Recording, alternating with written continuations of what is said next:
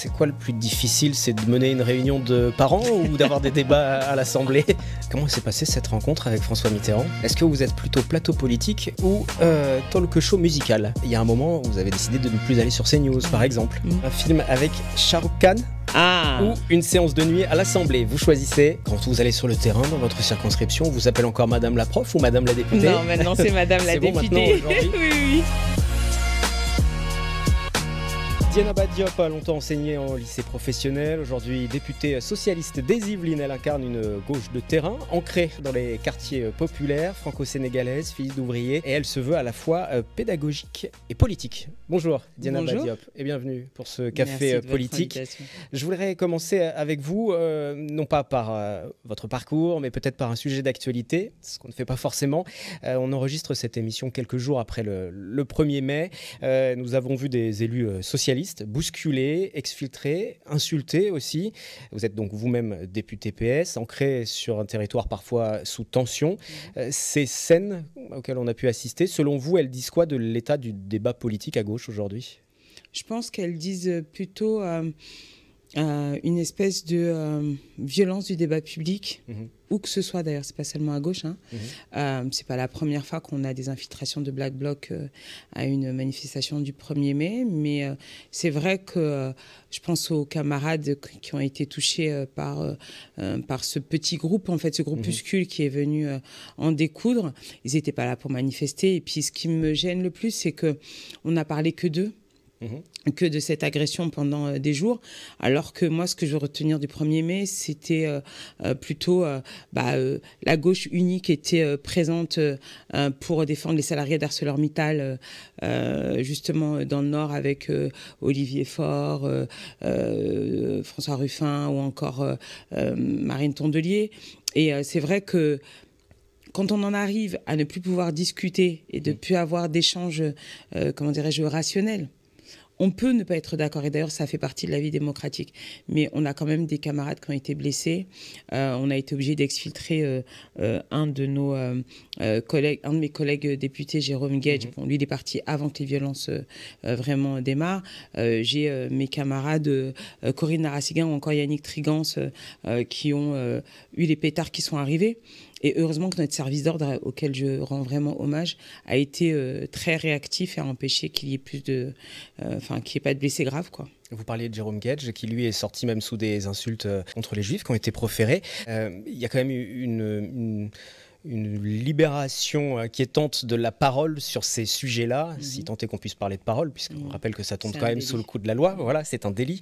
Vous-même, des fois, vous avez été victime aussi d'insultes par rapport à votre identité. Il y a quand même un débat au sein de la gauche identitaire aussi, proprement parlé, sur ce sujet-là.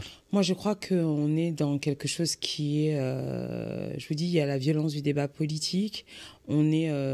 Et l'essentialisation est un vrai sujet, est un vrai problème dans notre société aujourd'hui, où il y a une libération de la parole raciste, haineuse, xénophobe.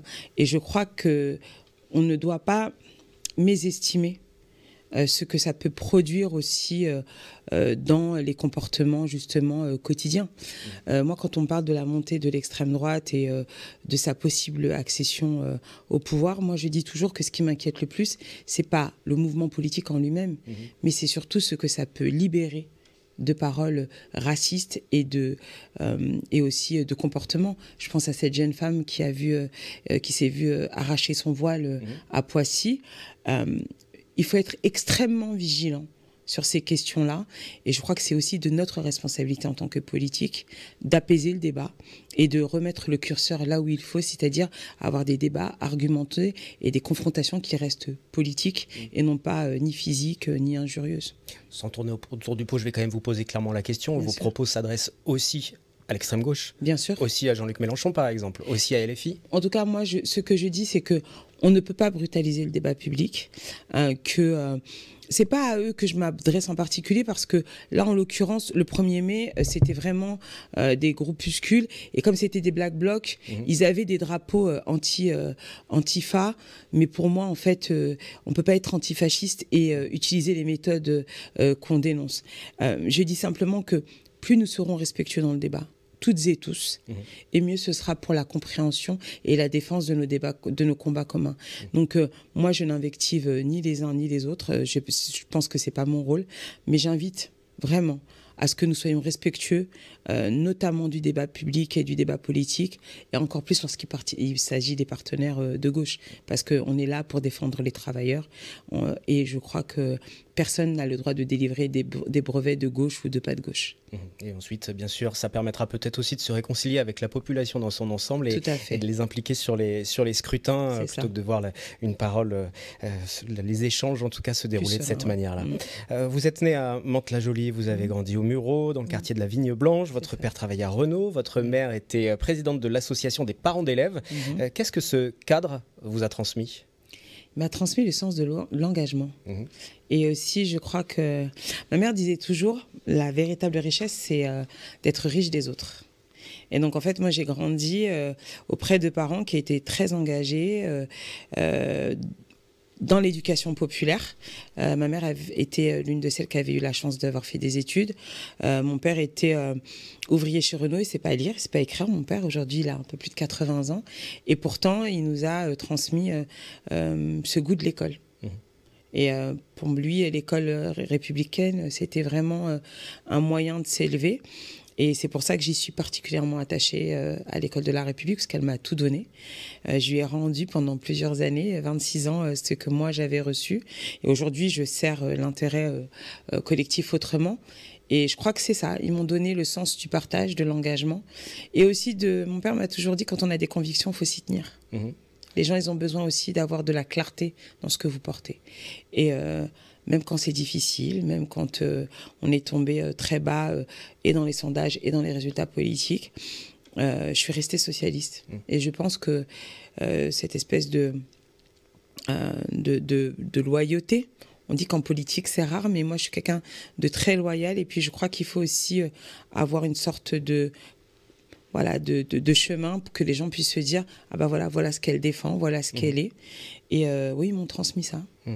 2007, vous êtes repéré. 2008, vous rentrez au sein d'un conseil municipal. Vous n'aviez pas encore votre carte au Parti socialiste. Non. Ça veut dire que, et à entendre la réponse à la question précédente, c'était un engagement logique plus qu'un engagement politique ? C'était vraiment plutôt, oui, vraiment, c'était un engagement logique. Moi, de votre parcours, je suis une enfant des années Mitterrand. Moi, j'avais 7 ans, je crois, quand il arrive au pouvoir, 81. Moi, je le dis toujours, mais je me rappelle de l'émotion de mes parents lorsque Mitterrand arrive au pouvoir. Et puis, j'ai eu la chance de le croiser parce que ma classe avait été sélectionnée pour l'arbre de Noël. Donc, moi, j'ai grandi là-dedans. Et pour moi, c'était naturel d'être socialiste. Je l'ai toujours été. Je n'étais pas encartée. Et donc, je prends ma carte en 2013 seulement, mais c'était une suite logique de mon environnement politique depuis toujours. J'ai toujours été de gauche et puis j'étais socialiste et je le suis restée. Comment s'est passée cette rencontre avec François Mitterrand ? J'avais 8 ans et demi, je crois. Non, 9. J'avais tout juste 9 ans. En fait, on est tiré au sort. On se retrouve à l'Élysée. Après une interview, on était devenus un peu les stars Puis à l'époque, c'était quand même 1983. FR3 vient nous filmer. Mais on passe à la télé le lendemain. C'était très impressionnant. Parce que nous, on était vraiment les enfants de ce quartier de la Vigne Blanche. C'était rare qu'on ait pu sortir du quartier, de la ville. Et là, d'un seul coup, on se retrouve au Palais de l'Élysée, on rencontre le président. J'en garde un très bon souvenir avec mes copains, de me dire que on a vu un beau goûter, un beau spectacle. Vous vous souvenez de ce qu'il vous a dit ? Non, parce que je pense que je lui avais juste dit bonjour. C'est mon copain Cerbère de l'époque qui lui avait posé une question sur la guerre en Iran, vous imaginez, du haut de ses 9 ans. Et il avait juste souri et c'est tout. Il n'avait pas répondu à la question elle-même. On l'a compris, vous avez été enseignante aujourd'hui, vous êtes élue politique. C'est quoi le plus difficile ? C'est de mener une réunion de parents ou d'avoir des débats à l'Assemblée ? Je vous dirais les débats à l'Assemblée. C'est beaucoup plus agité. D'ailleurs, c'est ce que me disent mes élèves. Disons, on était plus calme que vos collègues députés. Je dis, c'est vrai. Non, mais je crois qu'on est dans un moment politique inédit. Et en même temps, je crois que le Parlement n'a jamais eu autant sa place et autant dans son rôle que dans cette configuration où on a 3 blocs finalement. Et Et dans ces 3 blocs, c'est aussi le reflet de ce qu'est notre pays aujourd'hui. Donc il faut en tenir compte.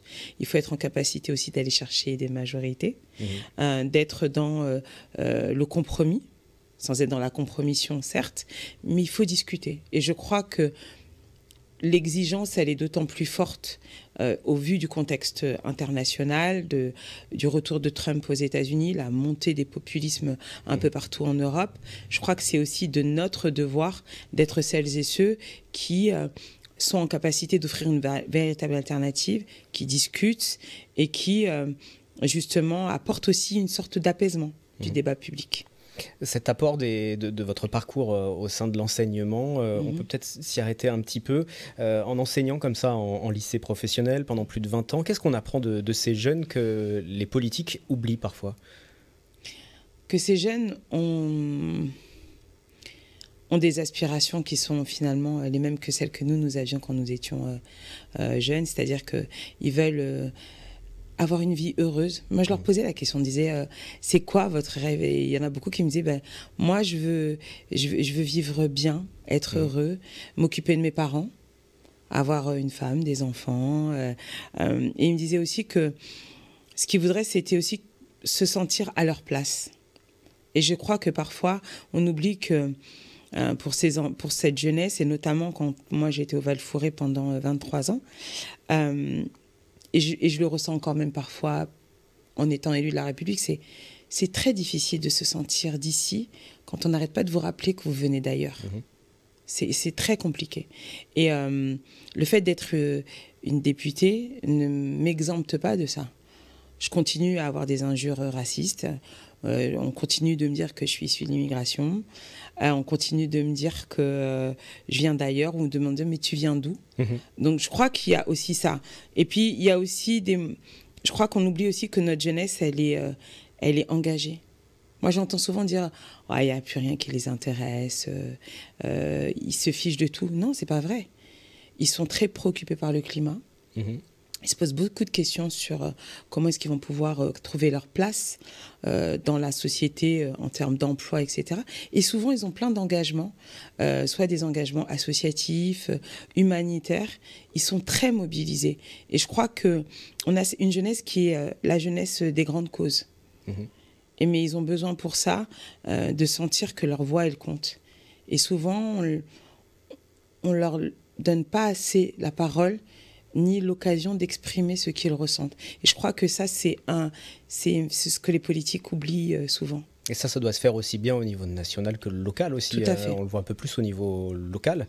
C'est peut-être un des enjeux, alors on n'est pas là pour parler des municipales, mais c'est peut-être un des enjeux aussi pour mobiliser les plus jeunes électeurs, donc à partir de 18 ans, mais en tout cas pour leurs petits frères ou petites sœurs sinon, mais en tout cas à aller voter, à s'engager pour voir que les élus les entendent, les écoutent et leur apportent autre chose qu'un terrain de basket peut-être ou une rampe de skate, quoi. Non, mais je pense que c'est surtout ça. C'est qu'aujourd'hui, il faut en faire des acteurs au sein de la cité à part entière. Et pas seulement se dire que, allez, on va les envoyer en vacances, on va faire des infrastructures où ils peuvent se retrouver.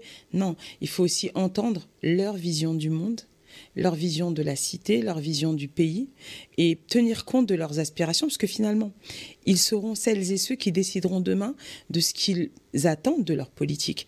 Et donc, je crois que plus tôt on leur donne de la place et on leur donne la parole, et plus vite on sera en capacité d'entendre leurs besoins, leurs attentes, parce que il faut aussi qu'on soit en capacité, nous, d'être un débouché politique. Et pour être un débouché politique, il faut déjà entendre ce que les gens attendent de vous. Je reviens quand même sur la question des origines dont vous parliez tout à l'heure. Vous disiez, l'idéal ce serait qu'on n'en parle pas en fait, et que ce soit naturel. Néanmoins aujourd'hui, le fait d'être une femme, le fait d'être noire aussi, le fait d'être issu d'un milieu modeste, ça a un impact sur la façon dont vous menez la politique et vos prises de décision? Oui, je crois que ça a forcément un impact parce que, je sais qu'on ne me passera rien. Il faut avoir beaucoup plus d'abnégation et d'engagement que quand vous êtes un homme déjà, et d'autant plus lorsque vous êtes une femme noire, issue des quartiers, de confession musulmane. On sait très bien qu'on vous attend à chaque fois pour savoir à quel moment vous allez avoir un discours qui qui pourrait ne pas être républicain, à quel moment vous allez être un peu communautaire. Et quand je parle de sécurité, ça intrigue toujours un petit peu, parce que ce sont des sujets que je pense qu'il ne faut pas occulter. Oui, je crois que ça a aussi beaucoup mené ma façon de faire de la politique, parce que je me dis, il faut être sur le terrain, il faut être en proximité. Il faut aussi entendre celles et ceux qu'on entend peu, parce que moi, je fais partie de cette minorité visible. Et en même temps, il faut rappeler aux gens que je suis d'abord la députée de toute la circonscription et qu'il ne faut pas tomber dans l'essentialisation. Et donc, il faut trouver un équilibre subtil entre ce que je suis, ce que je porte, et surtout le fait que je suis aujourd'hui une élue de la République, donc une députée de la nation, et que je suis là pour représenter toutes celles et ceux qui ont voté pour moi forcément, mais aussi toutes celles et ceux qui ne l'ont pas fait. C'est une lourde tâche de représenter justement cette vous êtes la minorité visible, c'est une lourde tâche que de représenter, vous le sentez, ce poids justement? Oui, parce que vous avez beaucoup de messages hyper positifs quand j'ai été élue, de gens de toute la France et même d'ailleurs. Oui, rassurez-nous, il n'y a pas eu que des insultes racistes et misogynes. Mais vraiment, et des gens qui m'ont dit, ça fait du bien d'avoir quelqu'un qui nous ressemble. À la télévision, j'ai une jeune fille qui m'a dit, je me posais la question pour mes études, mais du coup, quand je vous ai vu, je me suis dit, gauche, je vais faire sciences politiques. Parce que finalement, c'est possible. Et donc, je crois que c'est un point important. Il y a beaucoup de symboles. Moi, j'ai reçu des petits jeunes qui sont venus visiter l'Assemblée. Et ils me disent, et ils m'ont dit, maintenant que vous êtes député, c'est quoi l'étape au-dessus? Qu'est-ce que vous pourriez faire de plus? Et il y a un petit qui l'a regardé, présidente de la République, et j'ai trouvé ça super parce que ça veut dire que ça ouvre le champ des possibles.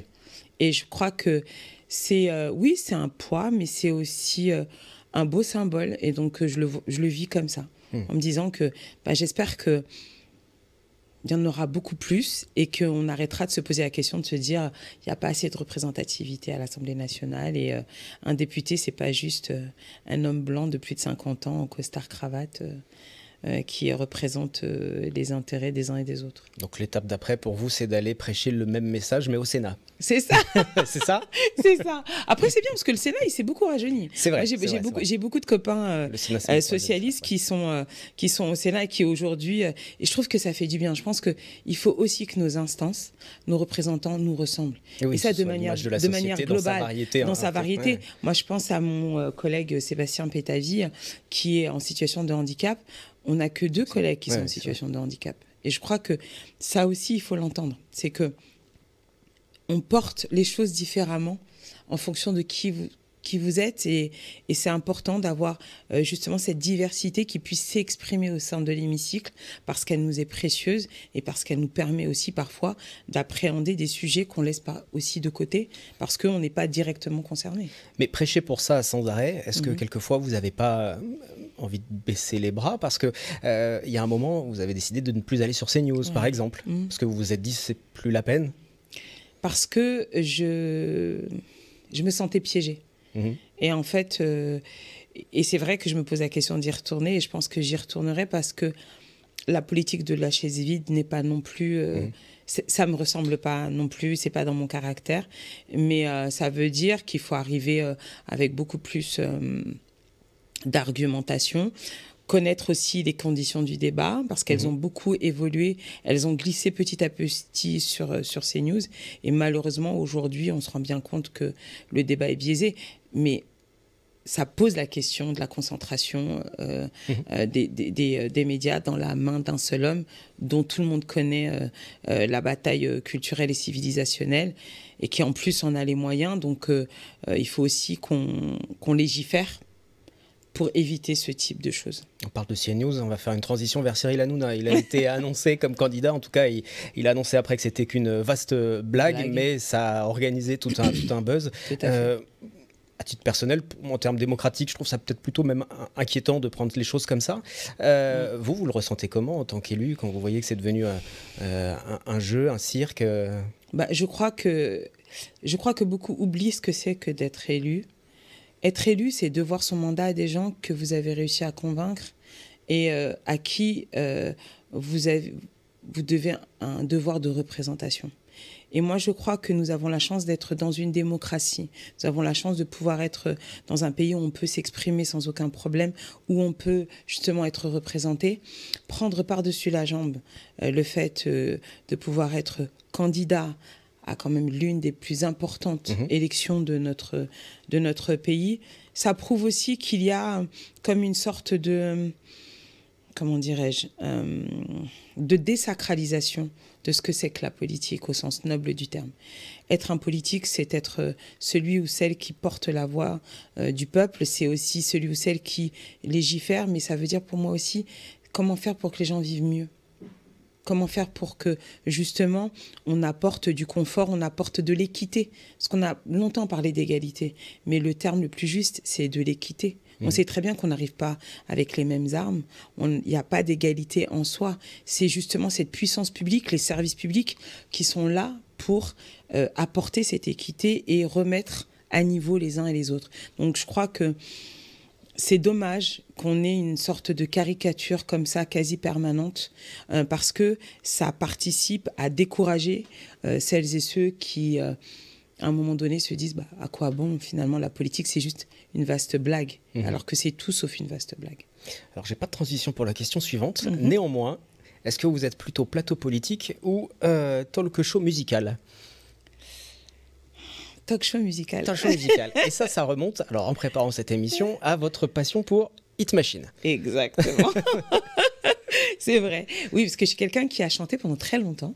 J'avais un groupe avec les copains adolescents. Je leur fais un petit coucou d'ailleurs. J'avais un groupe qui s'appelait Kiff. Et je faisais les chœurs pour Mathieu, donc pour Tuse, voilà, et avec ma copine Samira. Et après, j'ai eu un groupe semi-pro sur Paris. Je chantais en cachette une fois par mois. J'allais faire des reprises. J'avais un set de à peu près 30 chansons. Et je faisais des reprises qui allaient de Stevie Wonder à passant par Dido. Je chantais un peu tout, du Patrick Bruel. Vous chantez encore ?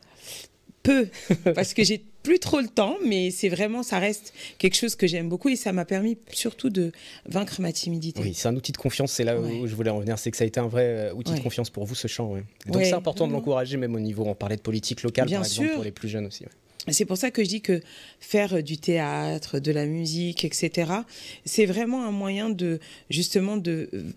d'être à l'aise. Si je suis à l'aise à l'oral aujourd'hui, c'est aussi parce que j'ai chanté pendant très longtemps, parce que j'ai eu l'opportunité de pouvoir le faire.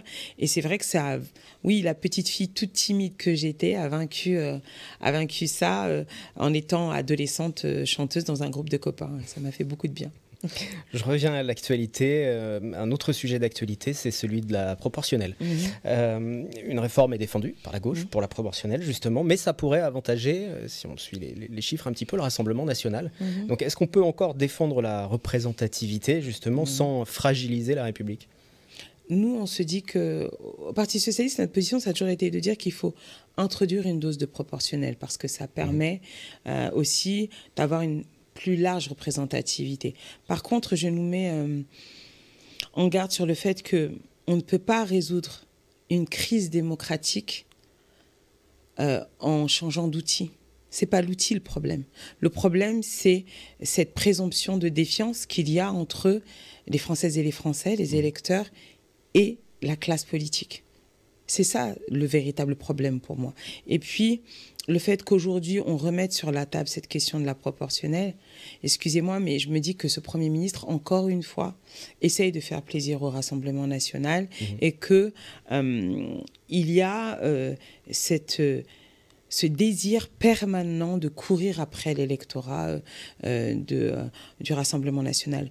Et moi, j'ai un principe, c'est qu'on préférera toujours l'original à la copie.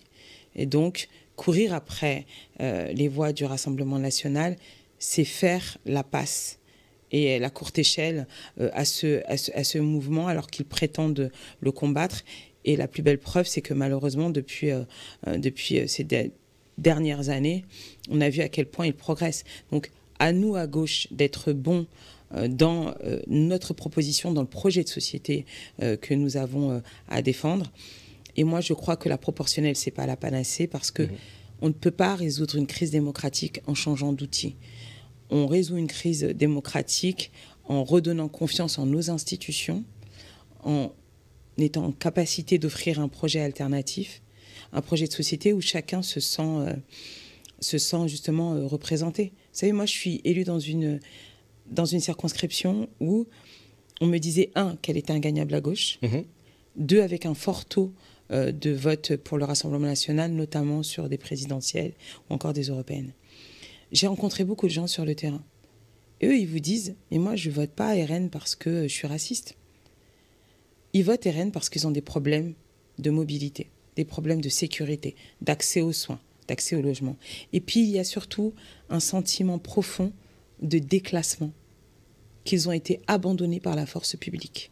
Eh bien, le meilleur moyen de lutter contre les populismes, c'est de travailler sur ces questions-là. Donc, ça veut dire d'aller sur le terrain, ça veut dire d'échanger, de faire de la pédagogie aussi. Ça ressemble à quoi une semaine type pour une députée ? Semaine type, c'est lundi en circonscription où je reçois des personnes qui ont sollicité des rendez-vous. Ça peut être des associations, ça peut être des particuliers. Ça peut être aussi des visites que je peux faire sur des structures. Par exemple, moi, le vendredi, je suis aussi... en général, lundi, jeudi, vendredi, en fait, du jeudi jusqu'au lundi, je suis en circonscription. Donc, je fais des déplacements, des rendez-vous, etc. À partir de mardi, je suis à l'Assemblée. Donc, réunion de groupe le matin, QAG l'après-midi. Ça peut être des commissions. Je siège à la commission des affaires étrangères, donc ça peut être des auditions de la commission. Le mercredi, c'est commission des affaires étrangères le mercredi matin. De nouveau l'après-midi, questions au gouvernement. Et ensuite, on travaille. Par exemple, là, ce soir, je retourne à l'Assemblée puisque on va discuter de propositions de loi. Ça peut être la libération inconditionnelle de Boualem Sansal. Ça peut être la simplification de la vie économique. On va avoir aussi des débats assez importants sur la fin de vie qui vont intervenir d'ici 15 jours. Donc, vous voyez, une semaine type, c'est vraiment moitié-moitié. La moitié à l'Assemblée, la moitié sur le terrain. Et moi, je crois que c'est vraiment important. Ce samedi, j'étais sur le terrain, j'étais au marché de Maule. J'ai fait toute la matinée sur cette ville parce qu'on ne doit pas être présent que pour les moments où on fait campagne. Il faut aussi venir dire ce que l'on fait en dehors et expliquer à quoi ça sert un député. Et quand vous allez sur le terrain dans votre circonscription, on vous appelle encore Madame la prof ou Madame la députée ? Non, maintenant c'est Madame la députée. C'est bon maintenant aujourd'hui ? Oui. Même moi j'ai eu du mal. Hein. C'est vrai ? Au début, quand c'était Madame la députée, j'ai fait du mal. Il a fallu que je rentre dans le costume et... Mais c'est très enrichissant parce que je fais aussi des permanences ouvertes où je dis aux gens, venez discuter, on prend un café, on prend un thé, on parle de l'actualité, posez-moi des questions sur... Et beaucoup ne savent pas exactement comment ça fonctionne. Et le simple fait de venir poser la question, 10 minutes, un quart d'heure, parfois il reste beaucoup plus longtemps, ça fait du bien parce qu'ils se disent, ah bon, ok. Mais je crois que c'est important de garder ce contact avec le terrain.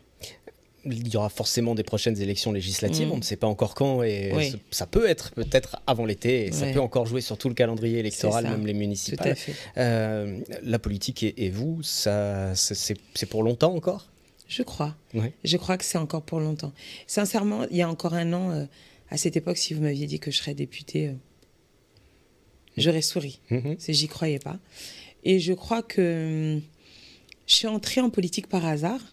On est venu me chercher et je me suis vraiment prise de passion pour ça parce que je crois que le fil rouge dans tout ça, le fait d'être enseignante et de faire de la politique, pour moi, c'est d'être utile aux autres.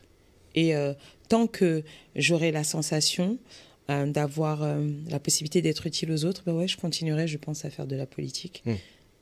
Sur l'enseignement, juste une dernière question sur la partie enseignement. S'il y avait une matière à ajouter au programme scolaire ? Des ateliers de confiance en soi. Parce que je crois qu'on manque de ça. Nos jeunes, il faut leur dire qu'ils peuvent se faire confiance.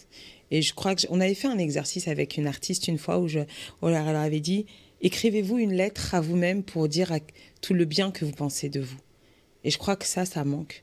C'est vraiment de leur donner la possibilité de s'exprimer, d'avoir confiance en eux et d'être plus à l'aise à l'oral. Mais le climat est particulièrement anxiogène aussi pour se projeter pour les plus jeunes aujourd'hui. Oui, mais je crois que justement, si on est en capacité de leur dire que finalement, on n'était pas plus, serein à leur âge et que c'est normal de se poser des questions sur son avenir, je pense que ça les rassurerait et je crois qu'on manque un peu de ça, de pouvoir accompagner notre jeunesse et de leur dire « soyez vous-même ». Ce qui compte, c'est ça. Pour terminer cet entretien, je vais vous donner quelques phrases, je vous laisse les compléter. D'accord. Pour se faire entendre à l'Assemblée, il faut... Faire preuve de détermination. Un livre que je relis toujours, c'est... Un livre que je relis toujours, Les Impatientes. Parce qu'elle me rappelle à chaque fois que quand on est une femme, rien n'est jamais acquis et qu'il faut toujours se battre contre les préjugés et les cases dans lesquelles on a envie de vous enfermer tout le temps. Si je n'étais pas députée, je serais... Je serais prof. Toujours. Oui, vous toujours. Pas quitté. Je serais prof, ouais. Alors là, vous excuserez ma prononciation, mais un film avec Shah Rukh Khan ou une séance de nuit à l'Assemblée, vous choisissez? Un film avec Shah Rukh Khan, je suis désolée. Alors, il va falloir nous expliquer parce que non seulement j'ai eu du mal sur la prononciation et je ne suis pas spécialiste en cinéma indien. Shah Rukh Khan, c'est la grande star du cinéma Bollywood. Oui. Et effectivement, je crois que j'ai presque vu tous ses films. Et donc, ce sont ces grandes fresques indiennes avec de la danse, du chant. Et moi, j'adore ça parce que, en fait, ça me vide la tête. Et puis, c'est surtout quelque chose qui me vient de ma maman qui regardait beaucoup de Bollywood. Elle m'a transmis le virus que j'ai transmis à mes filles. Ce qui revient souvent chez vous, c'est cette idée d'utilité. Aujourd'hui, avec ce mandat, est-ce que vous avez l'impression d'être à votre place, justement? Oui, parce qu'on travaille je suis à l'intérieur, là où les décisions se prennent. Et puis, je me dis que j'ai une chance incroyable de pouvoir être dans ce moment un peu particulier, au cœur de l'hémicycle. Et le travail qu'on fait, non seulement en commission, mais aussi de groupe sur les différents sujets. Moi, je travaille beaucoup sur l'aide publique au développement, je travaille sur les conflits oubliés, etc., etc. Et en même temps, je suis un relais des préoccupations des collectivités territoriales, les maires, les adjoints, les associations. Donc, j'avais quelques doutes au début, mais là, ça va faire bientôt 1 an et je me dis, oui, je peux être utile parce que parfois, c'est juste transmettre des demandes, être celle qui fait la bonne connexion pour que les gens puissent débloquer des situations. Donc oui, je me sens utile. Merci Diana Badiop, députée PS des Yvelines, d'être venue pour ce Café Politique, émission retrouvée en podcast sur notre chaîne YouTube et également sur l'antenne de TV78.